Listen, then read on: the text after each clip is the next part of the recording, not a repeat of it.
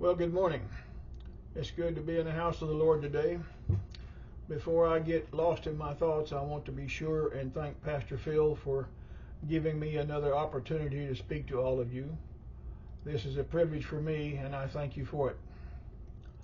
I will be making some statements that maybe you have not heard before, but I feel like I have scriptural proof for all of them. I got this information from several different sources, and all I'm doing is passing it along to you. We will be looking at the end of days in the book of Revelation, but more particularly, we'll be looking at the first 3.5 years of the tribulation. Before we get started, I'd like to go to the Lord in prayer and ask His blessing on this service. Our Heavenly Father, I thank you that everyone here and those that can hear my voice have put forth a special effort to hear your word taught today. I ask that not one be disappointed in their effort, and that every single person learn at least one new thing that they did not know before today. I ask that you anoint me to speak clearly and in an understandable way. Help me to be obedient to the leading of the Holy Spirit. I ask these things and make these requests. In Jesus' name I pray. Amen.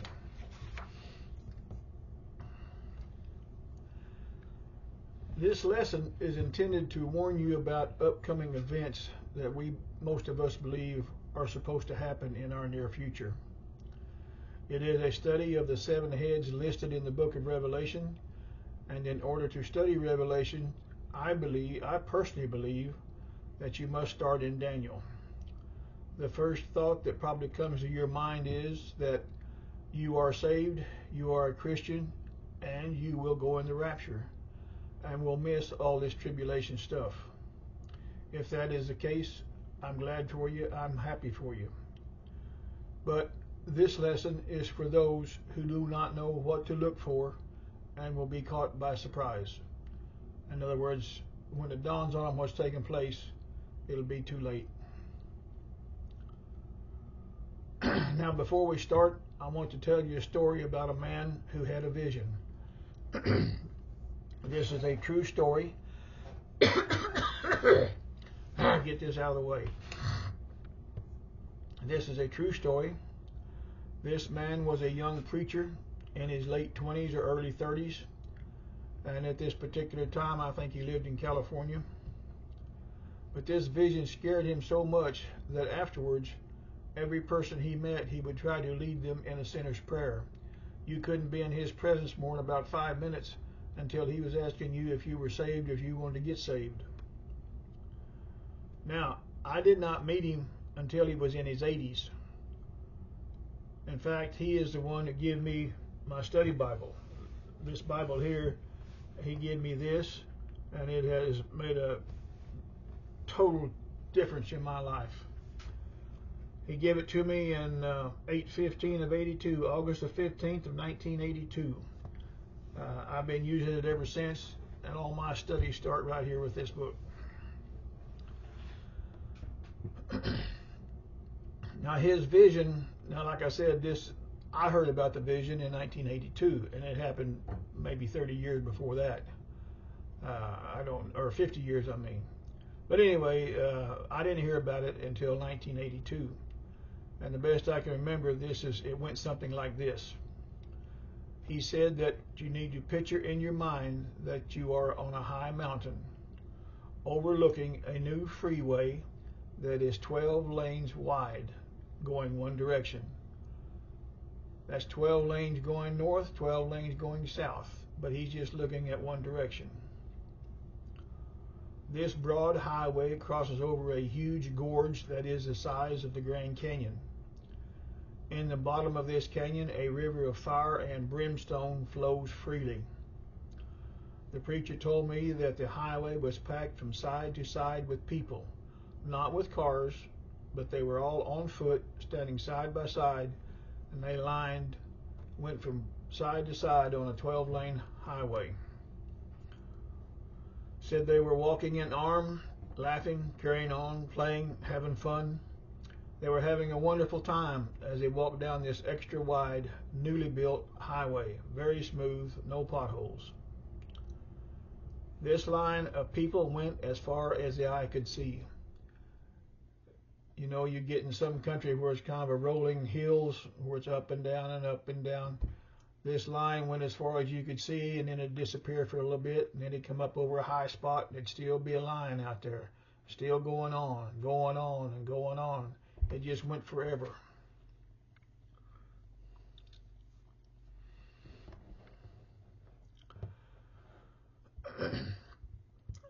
Now these people were marching along on this highway, and they were having so much fun because it was just a big get together with them, for them, and they was all with their friends. Everybody basically knew each other. So you know, if you knew somebody here, by the time it went down the line, they knew somebody else. So in other words, it was just all a bunch of friends just getting together and basically having a party. And they were so engrossed in how much fun they was having that they failed to realize that one of the road signs said that the bridge was out up ahead. As the line approached the canyon, the people started to see the smoke and smell the sulfur from the river below. Those in the front saw the danger and tried to turn around and go in the opposite direction. But the mass of people, not paying any attention to what laid ahead, with their momentum and their pushing and shoving, they pushed the leaders backwards and pushed them over the edge into the river below. Now what this looked like is just a conveyor belt of people. There's a conveyor belt loaded with people that just runs off out there. Instead of dumping into a dump truck, it just dumps into a big canyon out there. But it's a continual flow of people falling off the edge. And what the preacher got out of this, and what he felt like God was saying to him, and what he felt like he saw, was that the majority of the human race will go to hell. But even worse, the sad part of it was that they did not even realize it until it was too late to change their ways. Now, if you feel like that the majority of the human race going to hell is a little too strong a statement, that it's not fair to say something like that, I would invite you to go to Matthew chapter 7, verses 13 and 14, and you can look at the other side of this coin. This side says that the majority is going to hell. The other side of the coin will tell you how many people are going to heaven. So read Matthew 7, 13 and 14, and it will tell you how many people are going to heaven. What this is it's a reminder. It is a comparison to the 5 foolish virgins who wouldn't take an extra can of oil to fill their lamps, and because they would not put forth that extra little effort that the other girls did, when it come time to go into the marriage feast, they were denied and told they couldn't go in. It was too late. They thought they could get by with not carrying extra things. In other words, they didn't plan for the future. That's what it boils down to. They're not planning for the future. They don't know what's coming, and so it sneaks up on them. But you can read about those 5 foolish virgins in Matthew 25:10. We will be studying Revelation, but we will be starting in Daniel. And for this particular lesson that I'm teaching today, I will be quoting out of the NRSV translation. It's just a different translation that says things a little bit differently, words things differently, but when it's all said and done, I think if you look at it closely, that it says the same thing that the King James says, the KJV says.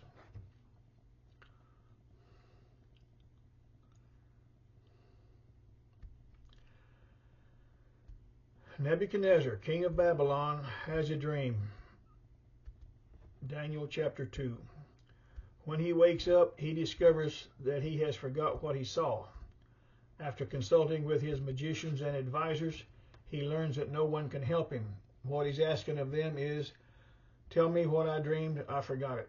I don't remember what it was, I want to know what I dreamed, and I want to know what the interpretation of it is. I want to know what it means. None of his go-to people could help him with this. And somebody back in the back of the room pipes up and says, hey, well, what about Daniel? He used to be pretty good at this type of thing. So they said, okay. They summoned Daniel to the king. And when Daniel gets there, they ask him, can you tell the king what his dream was? And can you tell him the interpretation of it? In other words, what did it mean? Daniel 2:26. Daniel said, well, I think I can get you an answer. But he said, I'll have to pray about it. He said, I think if you'll give me the night, I think that I can have you an answer by tomorrow. The king says, fine, go do it. So Daniel leaves and he goes and gets his three buddies, Shadrach, Meshach, and Abednego, and they go home and they go start praying. And they pray most of the night. Early in the morning, Daniel wakes up and feels like that he's gotten the answer to what he's been praying for. He gets all excited and gets dressed. He takes off to see the king bright and early. When he gets down there, he tells the king, I've got an answer for you for what you were asking. He said, God in heaven has disclosed to King Nebuchadnezzar what will happen at the end of days. Daniel 2:28. Now this is something that you need to remember. It's in Daniel, but we're talking about Revelation. All of a sudden, God tells Nebuchadnezzar, this is what's going to happen at the end of days, referring to the revelation that John's going to have. That's when the end of days takes place. Daniel 2:28. So that Daniel proceeds to tell Nebuchadnezzar, you saw a great statue. It was huge, and its appearance was frightening. The head of that statue was of fine gold, its chest and arms of silver, its middle and thighs of brass, its legs of iron, its feet partly of iron and partly of clay. There was a stone that struck the statue and destroyed it. Now this stone is not part of the statue. Keep that in mind. It is separate. This stone became a great mountain. In other words, this stone became a great kingdom and filled the whole earth. Daniel 2:35. That was a dream. That's what you saw. That is what you forgot.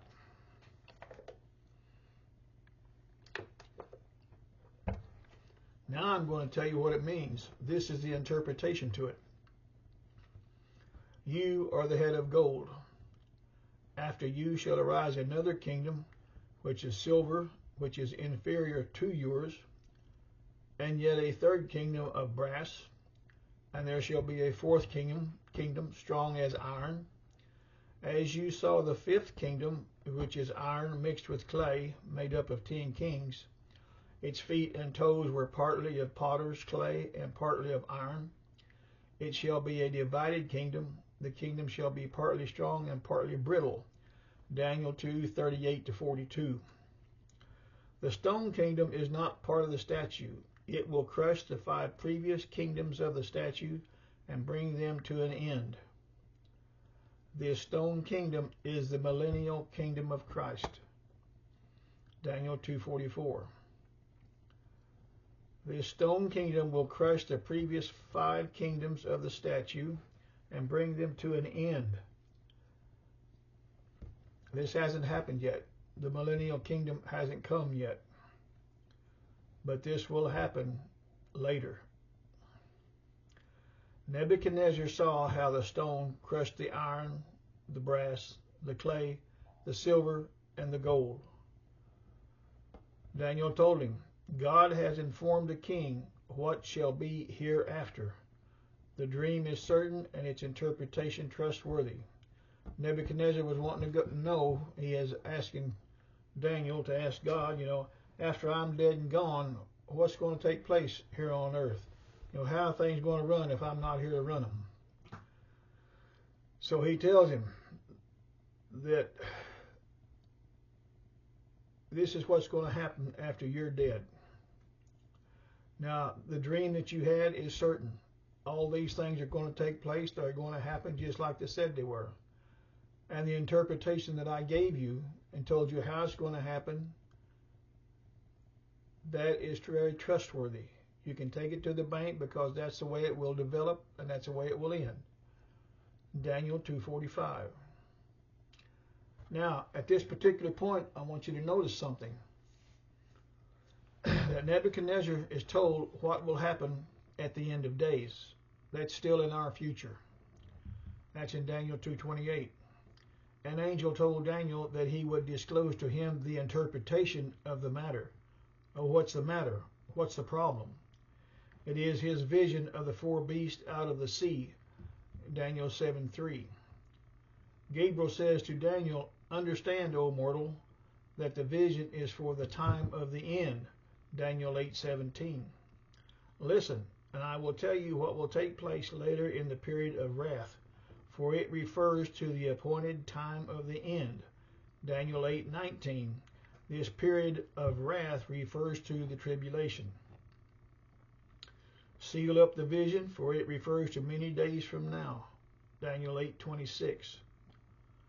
Now the point I'm trying to make and what I'm trying to get across to you is that God always warns us and tells us what he's going to do. This is a sin. Don't do it. And if you do it, this is what's going to happen. He always warns us. He tells us, if you do such and such, this is the result. This is what's going to take place. But my question is, do we really have an ear to listen? Even though he gives us the exact interpretation of what's going to happen and how it's going to happen, we won't listen to it. We've got to make up our own interpretation about it. So we don't listen as we should. Nebuchadnezzar sees from his day to the overthrow of the clay kingdom, which is made up of 10 kings ruling inside the old Roman territory.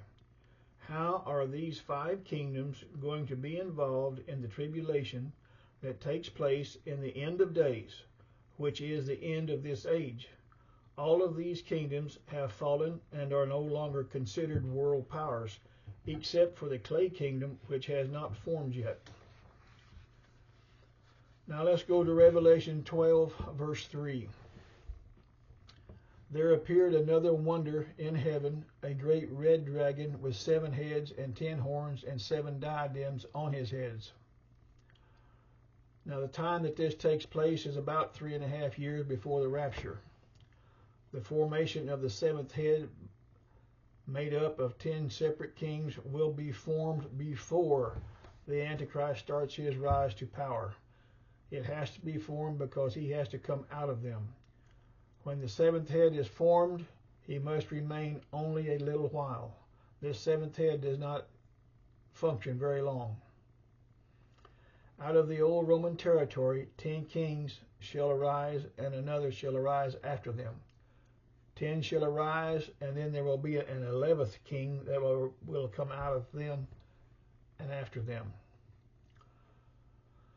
The great horn was broken, which was Alexander when he died, and in its place there came up 4 prominent horns. When Alexander died, there was 4 prominent horns that took his place. Out of one of those 4 horns came another horn, which is a little horn, and that little horn grew exceedingly great, and that is the Antichrist.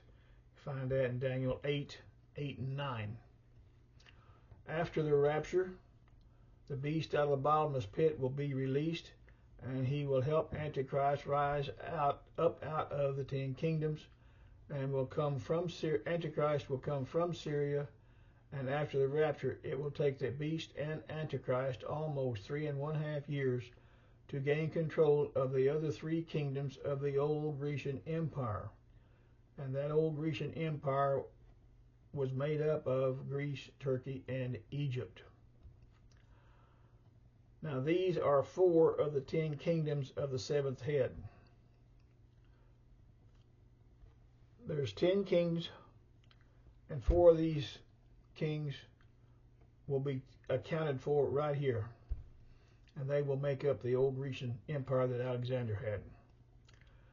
So now, with the old Grecian Empire now revived and back in operation, the Antichrist and the Prince of Grecia are now more powerful than the remaining 6 kings.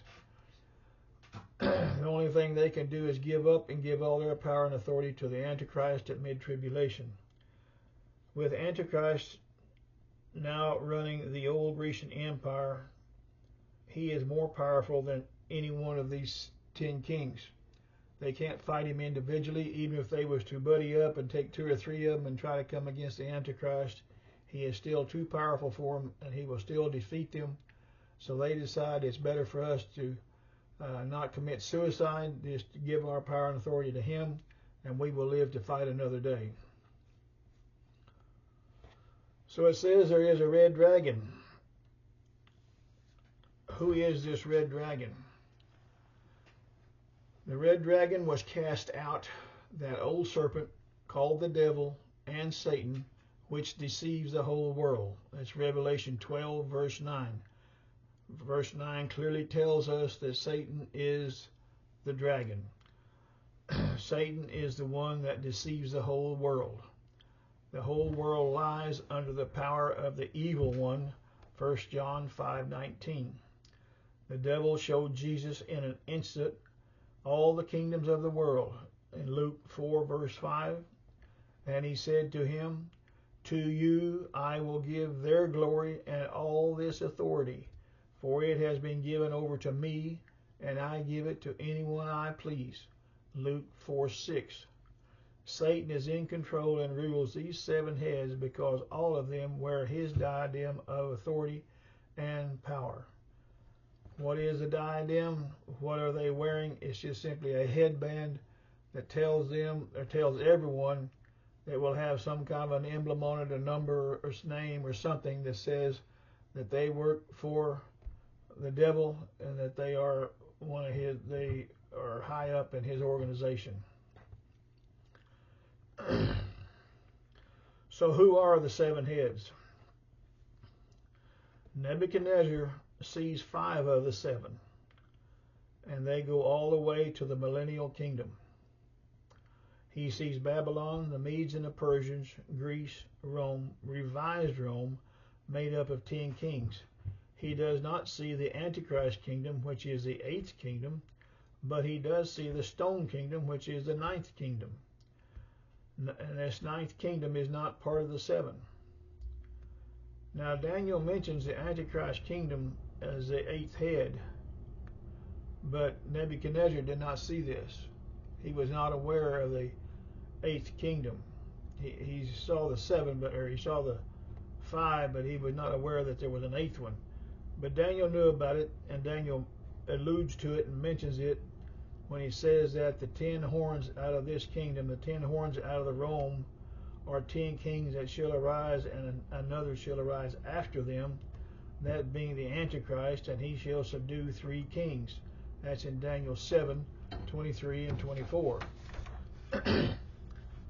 So we're still 2 kingdoms short, and these 2 kingdoms must come before Nebuchadnezzar's time. They cannot come after the millennial kingdom, because Christ will be ruling at that time. So how do you qualify? What does a kingdom have to do in order to qualify to be a head on this dragon? How are these 7 kingdoms different from all others? These 7 kingdoms are coexistent with Israel from her beginning until the existence of the 8th kingdom. Now you need to stop and think about that statement, because that covers an awful lot of time. This 8th kingdom is the Antichrist kingdom. All 7 of these kingdoms have in the past or will in the future oppress Israel and fight against God. The stone kingdom will be ruled by Christ, so these other 2 kingdoms cannot exist after the 1,000-year millennial kingdom, because Christ will rule forever. If this is true, that means that the times of the Gentiles did not start with Babylon.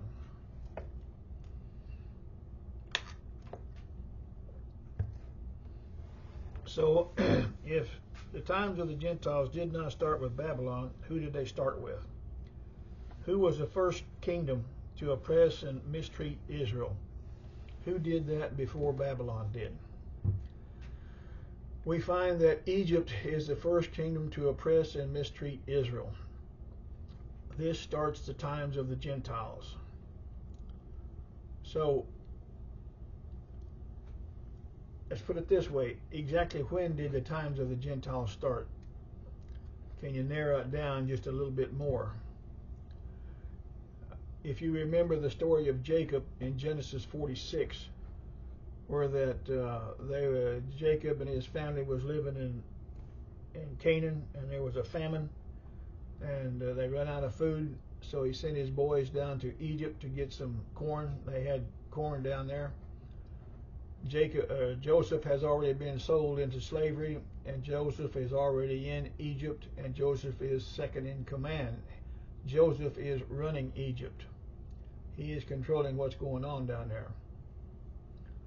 So when his brothers get down there, he gives them some corn. He sends them home. And he tells them, says, go home and get your dad and all your family and bring them back. Move back here to Egypt, because we have plenty of food down here. So they go home and tell their dad. He loads everybody up, and they move to Egypt. Now when they get down to Egypt, they're there for a few years, and it comes time that Joseph dies. Now when Joseph dies, it's 64 years until the birth of Moses. When Joseph dies, Israel is not in bondage. They are not in slavery. At the birth of Moses, they are in slavery. Somewhere in the middle of that 64 years, somewhere in that 64 years between Joseph's death and the birth of Moses, Israel went into slavery. I said all that to say this, that Israel was not in slavery all the time that they were in Egypt. But when they did go into slavery, that would be when the times of the Gentiles started. Now I have a lesson on that I thought was very interesting when I got it put together, and I have taught it one time, and it's anyway, it's amazing how one or two words can change how people understand things. And that particular lesson there is a very good example of that. The second kingdom to oppress Israel is Assyria. And this happened when the evil king Menahem reigned over Israel. He reigned from Samaria. That's where his palace was. And he put Israel under tribute to Assyria. And Assyria oppressed Israel and Judah periodically for about 175 years. Babylon is the third kingdom to oppress Israel. They took Israel into captivity for 70 years. The Medes and Persians are the fourth kingdom to oppress Israel, off and on for about 265 years. The book of Esther records persecutions of Israel under Persia. You can find that in Esther chapter 3, verses 6, 10, and 11. Greece, the fifth kingdom, is symbolized by a leopard with 4 heads. This kingdom, after Alexander's death, was divided into 4 separate divisions. Today, these divisions are known as Greece, Turkey, Syria, and Egypt. 2 of these divisions, Syria and Egypt, oppressed Israel. King of the north was Syria, and king of the south was Egypt. And these two fought back and forth among themselves for years. But when they did, they always stepped on Israel when they did it, because Israel was situated and located right between them. So when one of these two guys marched to war with the other one, they marched right over Israel. If you come from the north, from Syria, they march south to Egypt. They go through Israel, steal their food, do whatever damage they want to do, take their cattle. Egypt decides they want to retaliate, and they come back. Well, they step on Israel again when they come through, do the same thing. Israel happened to be located right in the middle between them, so they got the brunt of everything. Every time there was a war, Israel come out on the losing end of it. Rome is the sixth kingdom to oppress Israel. It destroyed the Jewish temple in 70 A.D. Now this is something that you need to remember about Rome. I've got these little phrases and little words, single words and stuff, sentences scattered throughout this whole lesson I have them marked, and these are things that you really need to remember in order to put them into your understanding what you're studying, and it will help you clear things up. It will make your picture become more clear to you. You have to remember that Rome had one ruler and one government. Everything they did with one Caesar and one government. Now, revised Rome is the seventh kingdom that will oppress Israel. It is made up of 10 separate kingdoms, with 10 separate kings ruling his own kingdom from 10 different capitals, with 10 different governments. They are the same as the 10 toes on Nebuchadnezzar's statue, all of these inside the old Roman territory. Now, what that says is that revised Rome is not a revival of the old Rome. There's no comparison. They're not the same. The old Rome was ruled with one man and one government. The revised Rome will be ruled. It'll take 10 people, 10 kings and 10 governments to do what one king and one government used to do. So there is no comparison to it.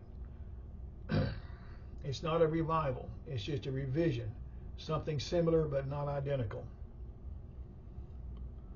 Now you can do that. You can take this 10 kings, take these 10 kings, which is the revised Rome, and that is the seventh head.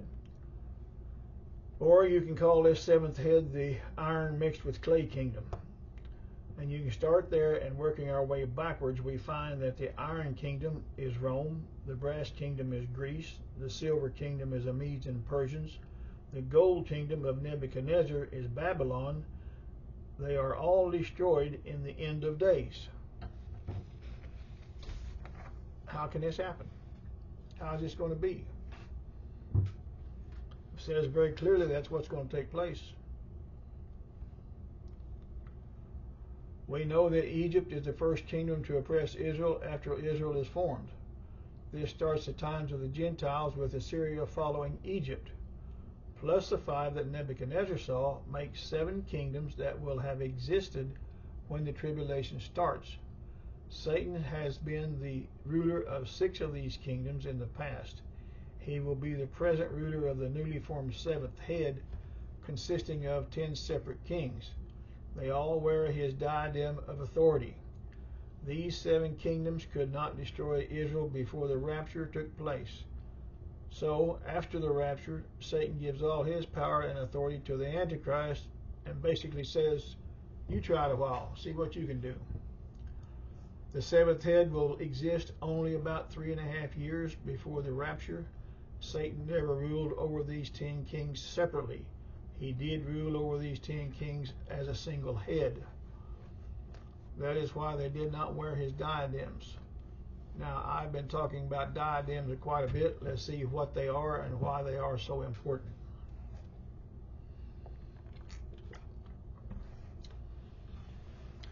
What is a diadem?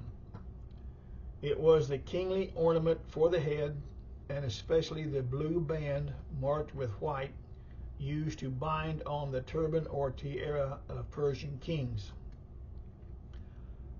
Now, what I'm getting ready to tell you is another one of those phrases that needs to be remembered. It helps you understand the interpretation. In ancient times, diadems were worn by kings and other figures of authority as a visible sign of their power and status. We need to read it again. It needs to stick. Diadems were worn by kings and other figures of authority. You didn't have to be a king in order to wear a diadem, but you do have to be somebody of importance in order to wear a diadem. And why do they wear the diadem? Because it is a visible sign of their power and status. Among the Greeks and Romans, it was a distinctive badge of royalty. Diocletian was the first Roman emperor to wear it constantly. When he put his diadem on in the morning, he didn't take it off. He wanted everybody to know that he was the king, that he was the one in charge, that there was nobody with greater power than what he had. The diadem symbolizes a kingly crown. It is always a symbol of kingly or imperial dignity. It is not made of dead and dying vegetation that will dry out and crumble away. Now, I learned something new as I put this lesson together, something I was not aware of before. But as I see this, it kind of got me stirred up and excited because I can see it. A lot of people won't be able to see it. This word diadem is found 3 times in Revelation. And in each passage, it symbolizes the rule of a particular person. Here again, this is something that needs to be remembered. In these 3 passages in Revelation, the diadem symbolizes the rule of a particular person.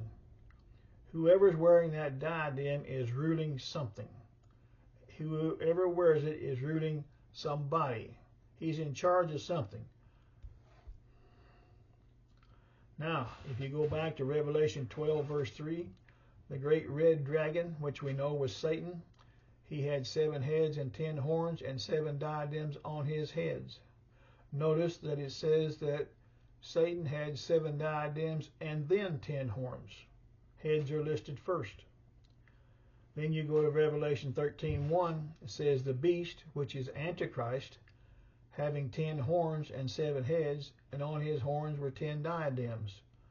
Here again, the Antichrist lists his 10 horns first and the 7 heads second. Notice that the ruler lists his subjects first. Satan rules the 7 heads, the Antichrist rules the 10 horns. The KJV does not make this distinction. Now, in Revelation 19:12, it says, on his head are many diadems. Whoever this is, he rules many different things. He has many diadems, so that means he rules a lot of things. And it is referring to Christ. At the name of Jesus, every knee should bend in heaven and on earth and under the earth, and every tongue should confess that Jesus Christ is Lord. That's Philippians 2:10 and 11. In other words, Christ rules everything because he has many, many diadems. Now there is another word that is translated that means something a little bit different, and that is the word Stephanos, and it is translated as crown. But Stephanos is the symbol of triumph in the Olympic Games or some kind of contest. It is the victor's crown. In other words, if you're in some kind of competition and you win, you do not get a little trophy. You get this Stephanos. And what it is woven as a garland. It is made of oak, ivy, parsley, myrtle, or olive. And if you don't have these ingredients, you can make an imitation that's made out of gold. Stephanos is the word used for the crown of thorns, which was plaited by the soldiers and put on Christ's head. Because of the materials used in the treatment of Christ. Because of materials used, they did not use the proper ingredients. They did not use the proper materials. So they used the crown of thorns. They used the thorns. And because of the treatment of Christ, they were laughing at him, making fun of him, mocking him, spitting on him, hitting him. They did everything they could think of to disrespect him. They showed absolutely no respect for the crown that they put on his head because they knew it didn't mean anything, and they had no respect for him as being a king. And because of this, it was quite unfitting to call this a symbol of kingly rule. In other words, he was not a king with a crown, wearing a crown, a kingly crown, because of the way they was treating him. The 7 heads are wearing 7 diadems, meaning that Satan, verse 9, has ruled over and influenced these 7 heads. Satan rules the 7th head a short time and then gives that authority and rulership to the Antichrist to rule over the 10 kings. Now let's go to Revelation 13:1. I saw a beast rise up out of the sea. Now this does not refer to water, but the sea of humanity, having 10 horns and 7 heads, and on his horns 10 diadems. The time is mid-tribulation. This is when it takes place. The Antichrist has come to power with the help of the Prince of Grecia. It has taken about 3.5 years to defeat these 3 kingdoms, and then the other 6 have given up just at the middle of the tribulation. Now Antichrist controls all 10 kings, so they wear his diadem of authority and power. So who is this beast? Who is he? Notice that the beast is a man. He rises up out of the sea of humanity. This is the Antichrist. He has not lived on earth at the same time that these heads have ruled, except for the 7th head, which is made up of 10 kings. There will be a little bit of an overlap from the time that they rule and Antichrist's life, but maybe 3.5 years, maybe 7 years. We don't really know, but there will be a short time where the 10 kings will be ruling. Antichrist will be alive, but he will not be trying to take control. He will be trying to get power. It's not his time yet, so he's just basically waiting.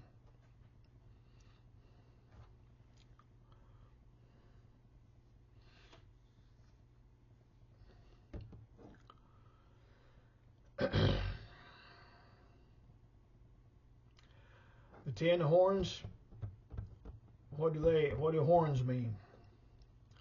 Horns symbolize kings. 10 kings of revised Rome make the 7th head. When the beast is revealed in 13:1 at mid-tribulation, he comes out of the sea of humanity with 7 heads that are not crowned. This means he has never ruled these 7 heads, but he does have 10 horns that are crowned. This says he is now at mid-tribulation ruler over these 10 kings. Now after standing here talking for 30 minutes or so and trying to explain to you what I feel like I understand about it, are we any closer to deciding who the 7 heads are, or do we have a clue yet? The 7 heads are Egypt, Assyria, Babylon, the Medes and Persians, Greece, Rome, revised Rome. Antichrist has never ruled these 7 heads. He was not alive when these 7 heads were in power, with the exception of the 10 kings, and he will be alive for, a short time before he gets control of them.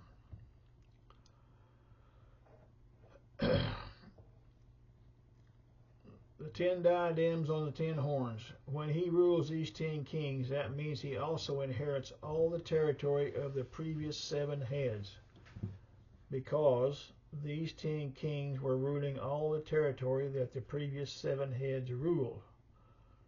So that automatically makes him control a lot of territory, basically the old Roman Empire.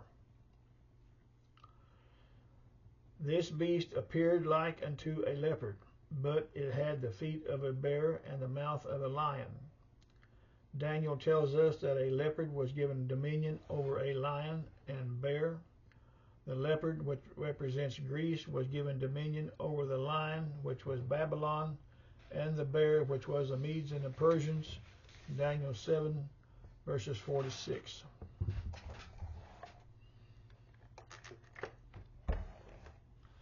Now let's look at Revelation 17:3.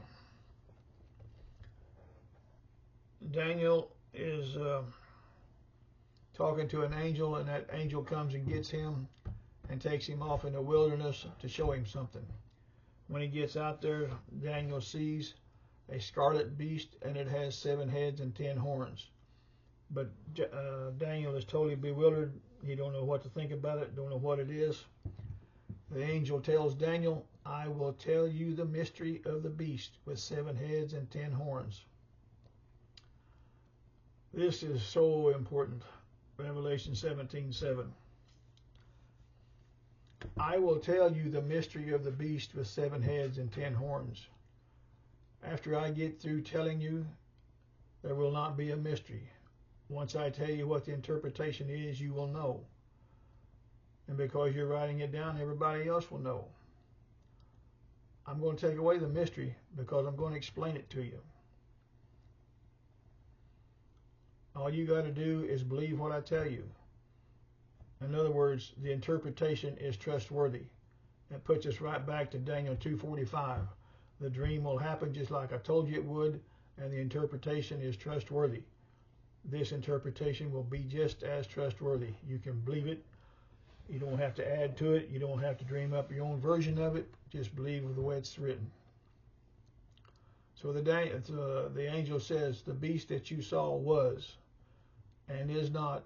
So whatever he was or whatever he used to be, he's not that anymore. And shall ascend out of the bottomless pit. This beast is a spirit being, the prince of Grecia. He lived on earth and ruled the fifth kingdom, Greece. He will come out of the bottomless pit and rule the eighth kingdom, the revived Grecian kingdom, which is the Antichrist kingdom. This calls for a mind that has wisdom. Now, wisdom is nothing more than common sense. In other words, just stop and think about it for a little bit. The beast that was and is not. He will come out of the bottomless pit and do what he did before. This calls for a mind that has wisdom, and that's nothing more than common sense. 7 heads are 7 mountains. Well, we were starting to get a handle on it, and all of a sudden then he throws in 7 heads being 7 mountains. Now what are we going to do with that? So, what do mountains symbolize in Scripture? What do mountains represent? Mountains are a symbol of kingdoms. Now I'm going to give you 2 examples of a mountain being a kingdom.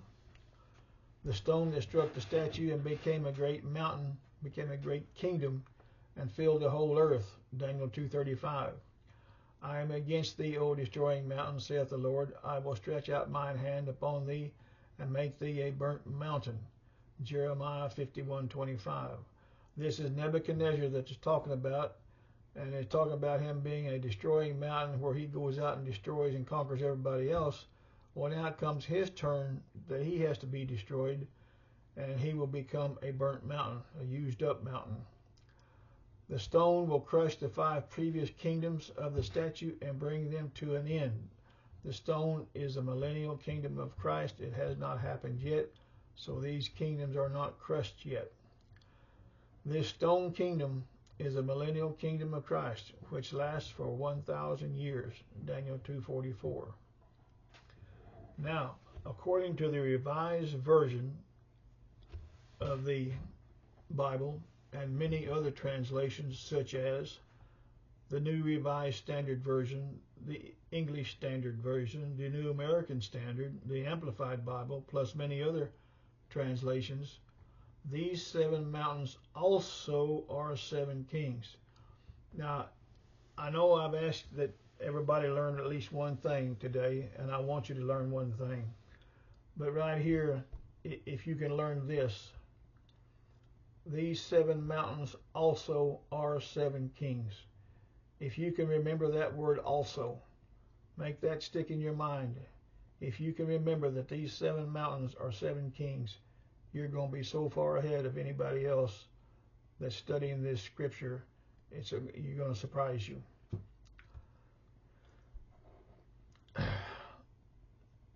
Seven mountains represent kingdoms, and mountains are also kings. So you can't be a kingdom without having a king, and you can't be a king without having a kingdom. These are interchangeable. You have to have one if you have the other one. So kings and kingdoms fit either direction. Now, these 7 mountains also are 7 kings.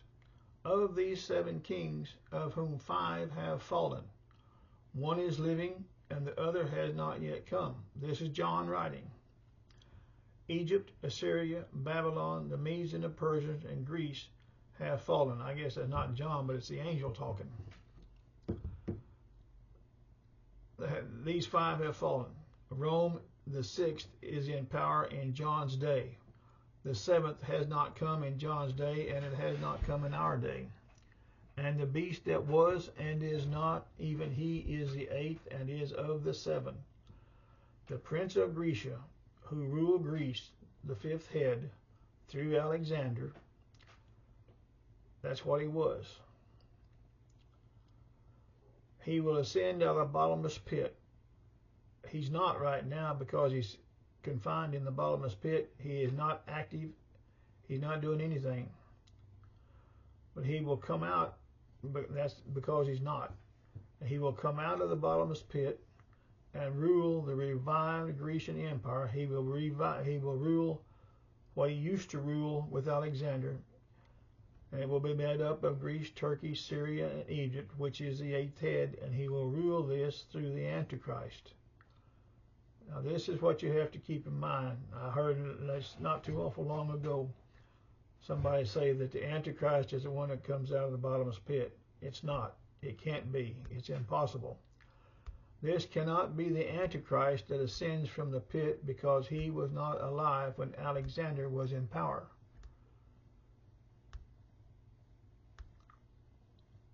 This is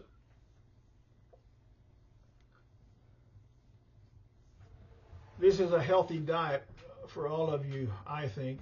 I think there is some meat in this particular meal that I have served up today. I think if you will think on it, you can get something out of it. And if you don't remember anything but that one word also, it will help you to understand what's going on here in Revelation 17. This is all I have on the 7 heads. I appreciate you listening.